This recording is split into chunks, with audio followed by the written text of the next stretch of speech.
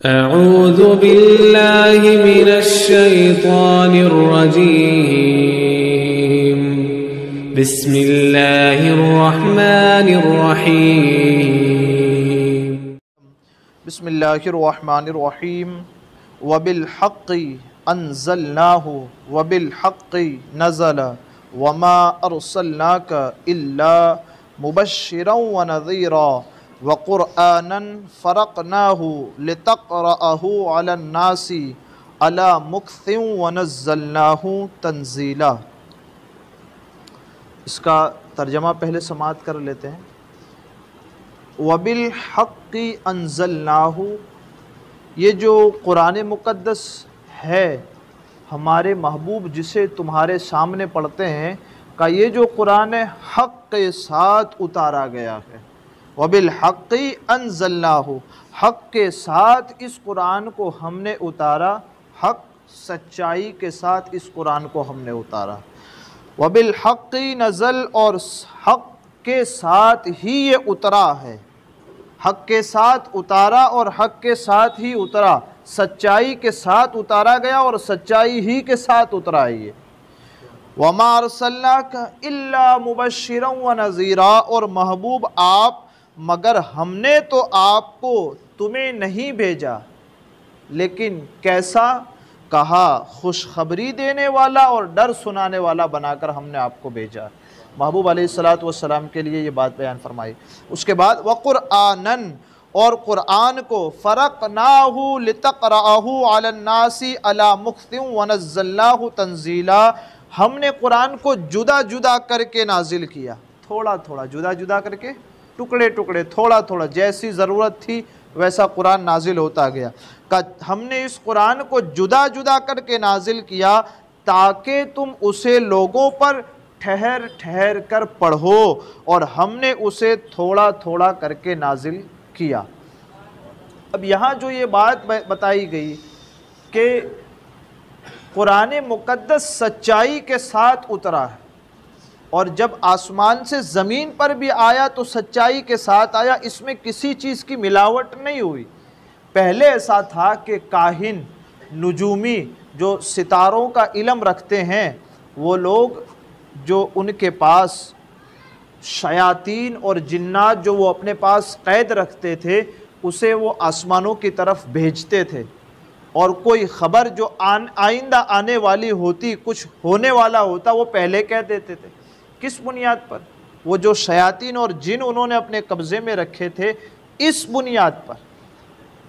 तो वो मलाइका जो आसमानों में बातें कर रहे होते ना, ये शयातीन और ये जिन्नात आसमान के करीब पहुंचकर उन बातों को सुन लेते थे और इनको आकर कह देते। और जब वो ये कहते तो ये इन पर यूँ कहते, यही हैं हमारे सबसे बड़े, और इनको सबसे मुअज़्ज़ज़ समझा जाता, इन नुजूमियों को जो झूठी खबरें देते। तो यहाँ बताने का क्या मकसद है कि वबिल हक़्क़ि अंज़लनाहु वबिल हक़्क़ि नज़ल, यानी कि जब ये आसमान से ज़मीन की तरफ आ रहा था तब भी इसमें किसी चीज़ की मिलावट नहीं हुई। ऐसा नहीं है कि कोई फरिश्ता लेकर आ रहा था तो किसी शैतान ने उसमें दखल अंदाजी की और अपनी तरफ से कोई कलाम मिला दिया, का ऐसा भी नहीं हुआ। का सच्चाई के साथ हमने लोहे महफूज से आसमान दुनिया पर उतारा, और उसी सच्चाई के साथ आसमान दुनिया से उसे ज़मीन पर उतारा गया। यहाँ ये बयान फरमाया गया, कुरान शयातीन के खल्त मल्त से महफूज रहा, रब ने उसे पाक रखा और उसमें किसी किस्म की कोई तब्दीली न हो सकी। लिहाजा कुरान का हर हर हर्फ, हर हर जुमला और हर हर आयत हक है और सच है। अपने सच्चे रब की तरफ से सच्चे महबूब पर उतारा गया सच्चा कुरान है ये। अब जो एक चीज़ है यहाँ, ये जो वबिल हक़्क़ि अंज़लनाहु वबिल हक़्क़ि नज़ल का जो लफ्ज़ है, इसको बहुत सारी बीमारियों के लिए शिफा का काम देता है। ये बहुत सारी बीमारियों के लिए ये शिफा का काम करता है। का कैसे काम करता है? का जिसका सर दर्द करता हो, जिसका पेट दर्द करता हो, हाथ पैर दर्द करते हो, तो जिस्म का जो हिस्सा दर्द करता हो उस हिस्से पर हाथ रखे और ये वाली आयत तिलावत करे, वबिल हक़्क़ि अंज़लनाहु वबिल हक़्क़ि नज़ल। इस कुरान को सच्चाई के साथ उतारा और सच्चाई के साथ उतरा। अल्लाह इसके सबब उसको फ़ौरन शिफा अता फरमाए। यहाँ बयान फरमाया कि इस आयत शरीफा का ये जो जुमला है, वबिल हक़्क़ि अंज़लनाहु वबिल हक़्क़ि नज़ल, हर एक बीमारी के लिए मुजर्रब अमल है। डॉक्टर बाद में, लेकिन पहले ये मुजर्रब अमल है। का कैसे? मर्ज की जगह पर हाथ रखकर पढ़कर दम कर दिया जाए, इसकी बरकत से बिइज़्निल्लाह अल्लाह तबारक व तआला बीमारी को दूर फरमाएगा और शिफा याबी अता फरमाएगा। अब यहाँ वाक़या भी नकल किया जाता है, उस वाक़े को भी हम समाअत करते हैं कि मशहूर बुज़ुर्ग हज़रत मोहम्मद बिन सम्माक रहमतुल्लाहि ताला अलैह जब बीमार हुए, ये बहुत बड़े बुज़ुर्ग हैं, जब ये बीमार हुए, अल्लाह के वली हैं, जब ये बीमार हुए तो उनके जो मुतवस्सिलीन थे, उनके जो मुरीदीन थे, उनके जो चाहने वाले थे, वो कारूरा लेकर नसरानी तबीब के पास इलाज के लिए गए। अच्छा, ये कारूरा क्या है? का आज के दौर में जो डॉक्टर हमको नहीं कहता यूरिन टेस्ट कराओ, ब्लड टेस्ट कराओ, पेशाब चेक कराओ, खून चेक कराओ, तो वो शीशी में भरा जाता है ना अभी, और फिर उसके बाद लेबोरेटरी में भेजा जाता है। का हज़रत मोहम्मद बिन सम्माक का पेशाब शीशी में लिया गया, अब उसको उर्दू ज़बान में कारूरा कहते हैं। अब वो कारूरा लेकर तबीब के यहाँ दिखाने के लिए गए। लेबोरेटरियाँ तो थी नहीं पहले। तबीब देखता पेशाब को और कह देता कि इनको ये बीमारी है, ये वाली बीमारी है, और इस दर्जा बीमारी बढ़ी हुई है। तो वो कारूरा लेकर जब चलने लगे, उनके चाहने वाले मुरीदीन रास्ते में उन्हें एक खूबसूरत, निहायत खूबसूरत, बेहतरीन लिबास पहने हुए एक शख्स मिला कि जिसके जिस्म से निहायत पाकीज़ा खुशबू उड़ रही थी। पूरे माहौल को उस शख्स की वजह से पूरा माहौल मुअत्तर हो चुका था। उनके आने के सबब से ऐसे खूबसूरत थे और उनके जिस्म से ऐसी खुशबुएं निकल रही थी कि पूरा माहौल खुशनुमा हो चुका था। जब वो आए, करीब हुए, तो उन्होंने उन लोगों को पूछा, कहाँ जा रहे हो? जो हज़रत मोहम्मद बिन सम्माक के मुरीदीन थे, जो कारूरा लेकर जा रहे थे तबीब को। किस तबीब को? का नसरानी तबीब को। अल्लाह को न मानता था, उस तबीब के पास जाते थे। किसका पेशाब लेकर? का उस वली का जो रब को मानता है उसका। ये वह तवज्जो वाली बात है। फिर उसके बाद उन्होंने उनको रोका और कहा, कहाँ जाते हो? उन लोगों ने कहा, हज़रत इब्न सम्माक रहमतुल्लाहि ताला अलैह का कारूरा फुला तबीब को दिखाने के लिए जाते हैं। उन्होंने फरमाया, सुभान अल्लाह, सुभान अल्लाह। देखें, निरा सुभान अल्लाह अच्छी बातों पर नहीं बोलते, ये ताज्जुब वाली बात है ना। तो यहाँ पर वो शख्स क्या कहता है? सुभान अल्लाह। समझ रहे हैं ना? तो अगर कुरान की ऐसी आयतें हों जिसमें अजाब वाली बात की गई हो, सवाब की बात नहीं, अजाब वाली बात की गई हो, अगर इस पे सुभान अल्लाह कहा जाए ना, तो ये कोई गलत काम नहीं होता। अल्लाह काफिरों को ऐसा अजाब देगा, ताज्जुब वाली बात पर भी सुभान अल्लाह होता है। समझे कि नहीं? बाज़ लोग यूँ कहते हैं कि हमको तो समझ में नहीं आया कि मौलाना ने जन्नत की आयत पढ़ी कि जहन्नम की आयत पढ़ी। है नादान, जन्नत की पढ़ेंगे तब भी सुभान अल्लाह बोल, जहन्नम की पढ़े तब भी सुभान अल्लाह बोल। कहीं रब की रहमत वाली सिफत का तस्करा है तो किसी तरफ रब के जब्बारी और कहारी की सिफत का तस्करा हो। बहरहाल हमारे बेमिसल बेमिसाल रब का तस्करा ज़रूर हो रहा है, इसलिए सुभान अल्लाह होता है। ठीक है, तो यहाँ वो फरमाते हैं सुभान अल्लाह, सुभान अल्लाह। फिर कहते हैं कि वली के लिए खुदा के दुश्मन से मदद लेना चाहते हो, शिफा अल्लाह के दोस्त को चाहिए और दवा अल्लाह के दुश्मन से लेना चाहते हो। दिखाना किसी मुसलमान तबीब को है ना।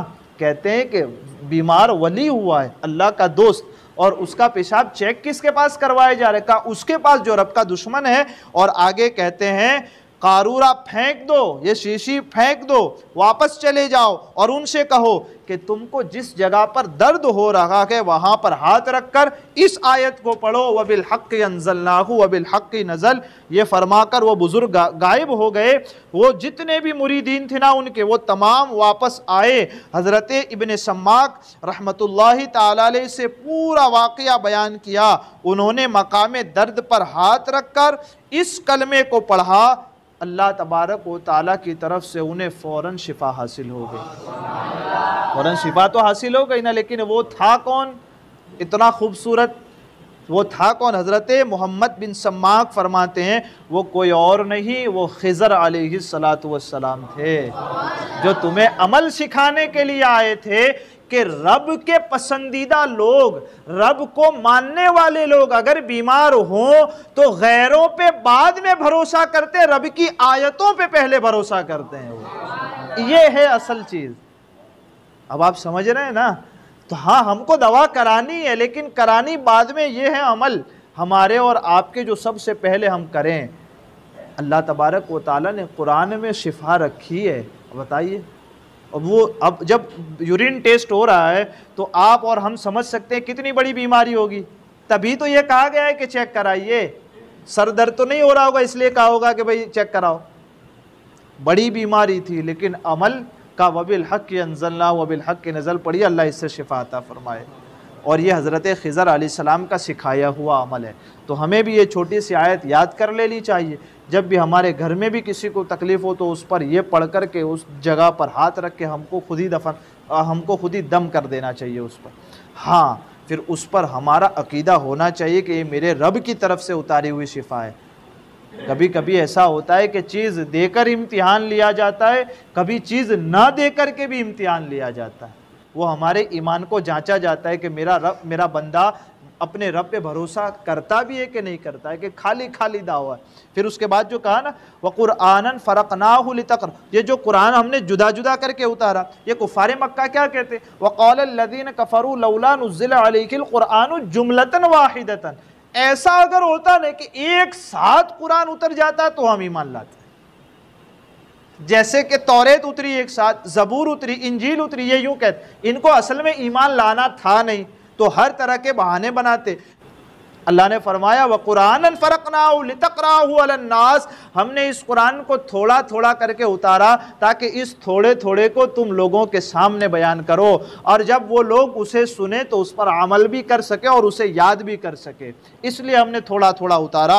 इरशाद फरमाया कि हमने कुरान को 23 साल के अरसे में जुदा जुदा करके नाजिल किया, ताकि उसकी जो मज़ामीन है, उसके जो बात करने का अंदाज है और उसके जो अलग अलग टॉपिक्स हैं, कभी रब की ज़ात पे कुरान ने बात की है, कभी नबी की नबूवत पे बात की है, कभी औलियाए किराम की करामत पर बात की है, कभी लोगों के नबी की रिसालत पे जो बात की है, नबी की नबूवत और रिसालत पे जो बात हुई है, औलियाए कामिलीन की करामत पे जो बात हुई है, लोगों के अहवाल पे जो बात हुई है, काफिरों के अहवाल पे जो अलग अलग है ना, का ये सब जो अलग अलग मज़ामीन है, बआसानी सुनने वालों के जहन में भी पहुंच जाए, वो लोग उसे याद भी कर लें और उस पर अमल भी करने लगे।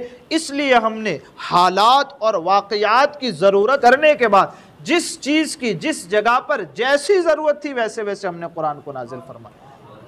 इसलिए इस कुरान को थोड़ा थोड़ा नाजिल फरमाए। अल्लाह ताला इस कुरान मुक़द्दस पर हम सबको अमल करने की तौफ़ीक़ अता फ़रमाए। हमारे कहने आपके सुनने में अमदन सहवन कोई ख़ता हुई हो, अल्लाह अज़्ज़ व जल अपने हबीब के सदक़े उसे माफ़ फरमाए। अस्तग़फ़िरुल्लाह।